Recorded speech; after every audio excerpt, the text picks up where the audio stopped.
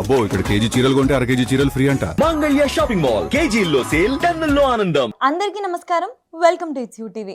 ప్రస్తుతం మనతో పాటు ఉన్నారు ప్రముఖ ఆధ్యాత్మికవేత్త, జ్యోతిష్య వాచస్పతి బ్రహ్మశ్రీ పోతుకుచ్చి చంద్రమౌళి శాస్త్రి గారు.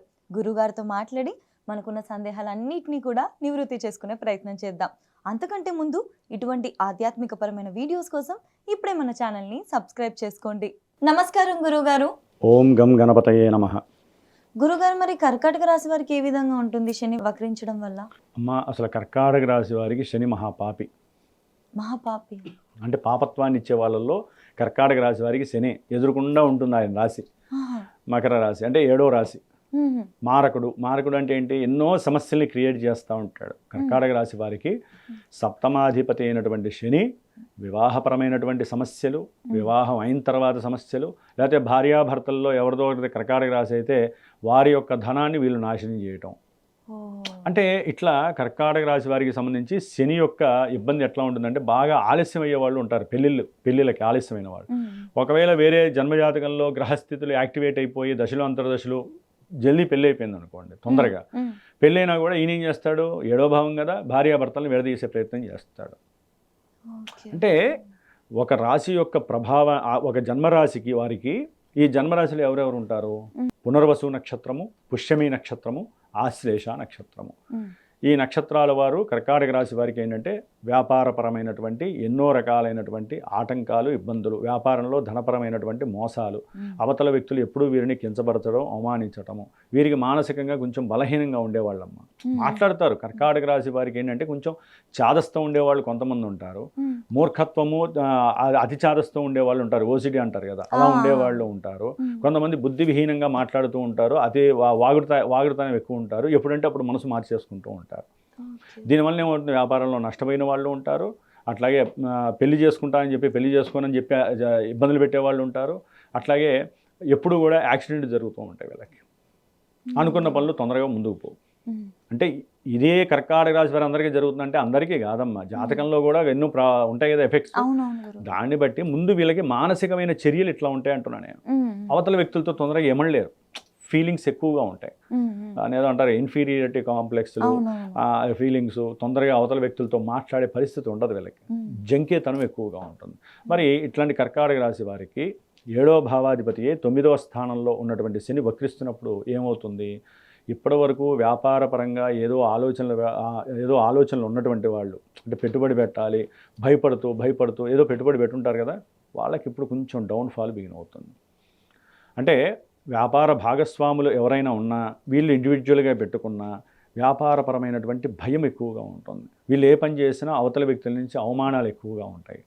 దానివల్ల ఏమవుతుందంటే డిప్రెషన్స్. అసలు నేను ఎందుకు పెట్టుకున్నాను, అసలు ఈ ఆలోచన ఎందుకు చేశాను, నాకే ఎందుకు రావాలి ఈ ఆలోచన, నేను పెట్టకుండా ఉంటే బాగుండేది కదా, ఇట్లా వ్యాపారపరంగా ఇబ్బందులు. ఇక కొంతమంది ఉంటారు, స్త్రీలు కానీ పురుషులు కానీ, ఎందుకు పెళ్లి చేసుకున్నాను రా నాయన, పెళ్లి చేసుకున్న దగ్గర నుంచి సుఖం తక్కువ, అంతా దరిద్రం ఎక్కువ అని బాధపడుతూ అవసరం లేని దుర్వ్యసనాలన్నీ వీడికే ఉంటాయి కర్కాటక రాశి వారికి.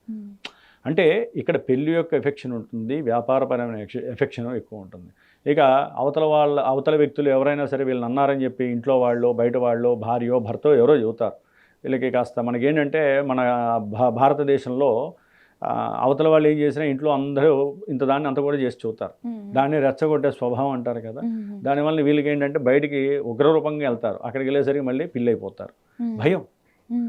భయం మాట్లాడలేరు, కన్వింట్ అయిపోయి చెప్పిన వాళ్ళని అధమలు చేస్తారు, వాళ్ళ దగ్గర ఏమో హుందాగా ఉంటారు. ఇట్లా ఎన్నో షేడ్స్ అనేవి మారిపోతూ ఉంటాయి ఇప్పుడు కర్కాటక రాశి వారికి. కాకపోతే ఏంటంటమ్మా, 9లో ఉన్నటువంటి ఈ యొక్క శని భగవంతుడు వక్రించి ఎవరైతే ద్వితీయ వివాహం చేసుకోవాలి అనే ప్రయత్నాలు చేస్తూ ఉన్నారో వారికి కొంచెం అవతల వ్యక్తి ఒప్పుకొని కూడా ఇప్పటి వరకు జూలై 27 నుంచి అక్టోబర్ 9 వరకు కూడా ఆ విషయాల్లో భంగపాటు ఎదురయ్యే అవకాశం ఉంటుంది. అంటే కొంతమందికి వివాహం చేసుకొని విడిపోయిన వాళ్ళు ఉంటారు, లేకపోతే వివాహం చేసుకొని భార్యాభర్త ఎవరో ఒకళ్ళు చనిపోయి ఉంటారు. వాళ్ళు ఏంటంటే ద్వితీయ వివాహం, జీవితంలో మాకంటూ ఒక ఆధారం ఉండాలి అని పెళ్లి చేసుకోవడానికి సిద్ధపడతారు. ఆ యొక్క ముచ్చట్లు అన్నీ మాట్లాడుకుంటారు, ఇష్టపడతారు, చేసుకుందాం. బంధువుల్ని కూడా ఏదో రకంగా వాళ్ళు కూడా సహకారం చేస్తారు. ఇప్పుడు ఏంటంటే అన్నీ నెగిటివ్ అయిపోతాయి. ముందు వీళ్ళు అనుకున్నటువంటి ప్రతి విషయం, అది వ్యాపారపరంగా కావచ్చు, ప్రయాణాల పరంగా కావచ్చు, కొన్ని ఇబ్బందికరమైనటువంటి పరిస్థితులు ఏర్పడతాయి వీళ్ళకి. ప్రయాణాల్లో ప్రమాదాలు, భార్యాభర్తల్లో విపరీతమైనటువంటి కమ్యూనికేషన్ దెబ్బతిని కీచులాటలు అంటారు. అవి ఏంటంటే ఒక్కోసారి కోర్టుల సమస్య దాకా అక్టోబర్ 9 వరకు వెళ్ళే అవకాశం ఉంటుంది. అంటే విడిపోవడానికి మేము సిద్ధం అన్నట్టుగా ఒక లాయర్ల ద్వారానో ఎవరి ద్వారా వెళ్ళే అవకాశం. అంటే భార్యాభర్తల మధ్య వ్యాపార భాగస్వాములు, అసలు మాకు అక్కర్లేదు, మన ఇద్దరం విడిపోయి ఎవరికి వాళ్ళని చేసుకుందాం, వ్యాపార భాగస్వాముల మధ్య సమస్యలు, ఒకరి మీద ఒకరికి మోసం చేసామంటే వాడు అంటాడు, వీడేమో నువ్వే మోసం చేసావు, అంటే అవమానాలు, కష్టాలు, నష్టాలు ప్రారంభమయ్యేటటువంటి రోజులు. ఇవి ఇంకా తీవ్ర రూపం ఎప్పుడు దాలుస్తాయంటే అక్టోబర్ 9 తర్వాత శని సొంత నక్షత్రంలోకి వస్తాడు. సొంత నక్షత్రంలోకి వచ్చినప్పుడు ఏమవుతుంది, ఆయన 8వ భావ ఫలితాలతో పాటుగా ప్రయాణాల్లో ఇబ్బందులు, తండ్రిపరమైనటువంటి అనారోగ్యపరంగా, లేకపోతే ఇంట్లో భార్యాభర్తల్లో ఎవరో ఒకరు, భార్య అయితే మామగారిని, భర్త అయితే మామగారిని వాళ్ళని మాట్లాడుకోవటము, దాని ద్వారా ఇరువురి మధ్య సంఘర్షణలు కలగటం. ముఖ్యంగా వృత్తి ఉద్యోగ విషయాలలో తీవ్రమైనటువంటి మానసిక సంక్షోభం ఎప్పుడు వస్తుందంటే తర్వాత వస్తుంది. ఇప్పుడు అక్టోబర్ 9 తర్వాత కర్కాటక రాశి వారికి. ఉద్యోగాదులు పోయినటువంటి వాళ్ళకి వస్తుంది అనుకొని వెళ్తారు, మళ్ళీ అక్కడ ఎవరో ఒకరు అంటారు. అట్లా అంటే ప్రయత్నాలు చేసి చేసి విసుకెత్తిపోయి చివరికి వ్యాపారం పెట్టుకుందాం అనుకుంటారు, అది కూడా కలిసి రాదు. ఇట్లా వ్యాపారపరంగా, ఆర్థికంగా, ముఖ్యంగా ఈయన యొక్క దృష్టి పడిన దాన్ని బట్టి కూడా వీరికి ఆర్థికపరమైనటువంటి ఆకస్మిక ధన నష్టాలు, ఏ భార్య పేరు మీదో భర్త పేరు మీదో ఒకరికొకళ్ళు పెట్టుకుంటారు ఈ రాశి వాళ్ళు. అదేంటంటే తీవ్రమైనటువంటి నష్టం కలుగుతుంది. 10,000 పెట్టినా 10,000 నష్టమే, 10 లక్షలు పెట్టినా 10 లక్షల నష్టమే. సరే, జన్మజాతకాన్ని చూపించుకోకుండా చాలామంది ఇట్లా ప్రయత్నాలు చేసేవాళ్ళు, గోచారంలో శనిచ్చే ఫలితాలు ఇట్లా ఉంటాయి.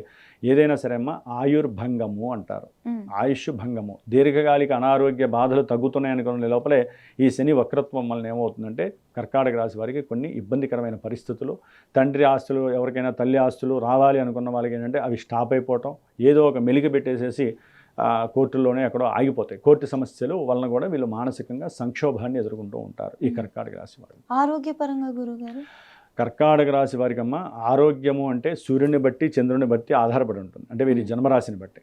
కానీ మరి ఆయుష్ అంటే ఆరోగ్యంలో, ఆయుష్లో మా పార్టే కదా ఆరోగ్యం అనేది కూడా.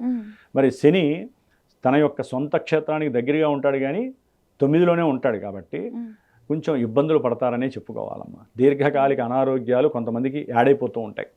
మనం అంటూ ఉంటాం కదా, షుగర్లని, బీపీలని, రకరకాల కొంతమంది క్యాన్సర్స్ అని, లేకపోతే కొంతమంది శస్త్రచికిత్సలు ఎక్కువ జరుగుతాయమ్మా.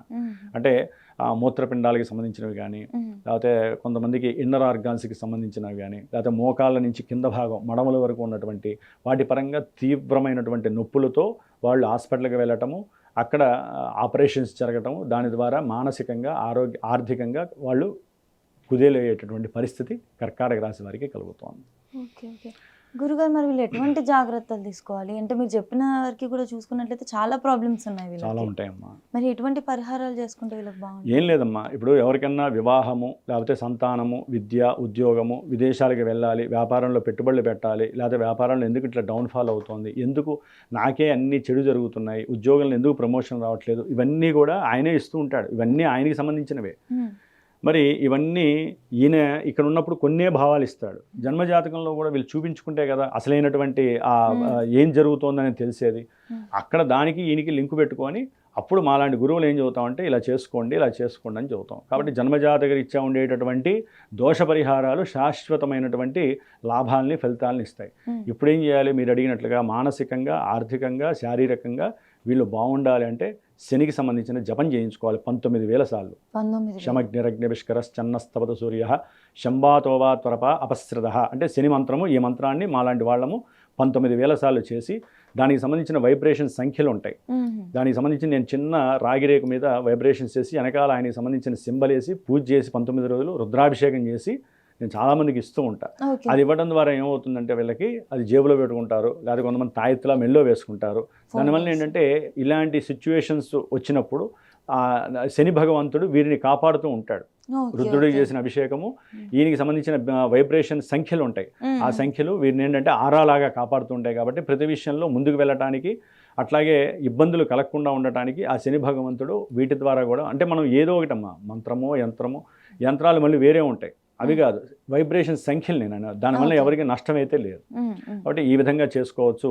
లేదా ఇంట్లో నిత్యము దీపారాధన నువ్వుల నూనెతో చేయటము, నువ్వుల నూనె ఏదైనా శివాలయంలో దానం ఇవ్వటము, లేకపోతే బ్రాహ్మడికి ఎవరికైనా సరే నువ్వుల నూనె నువ్వులు స్వయం పాకము ఇవ్వటము, ఇట్లా ఎన్నో రకాలైనటువంటి చర్యలు చేసుకుంటూ వారిని వారు కాపాడుకుని దీపారాధన, స్వామివారికి సంబంధించినటువంటి రుద్రాభిషేకం మస్ట్ అండ్ షుడ్ చేసుకోవాలమ్మా. ఖచ్చితంగా గురుగారు.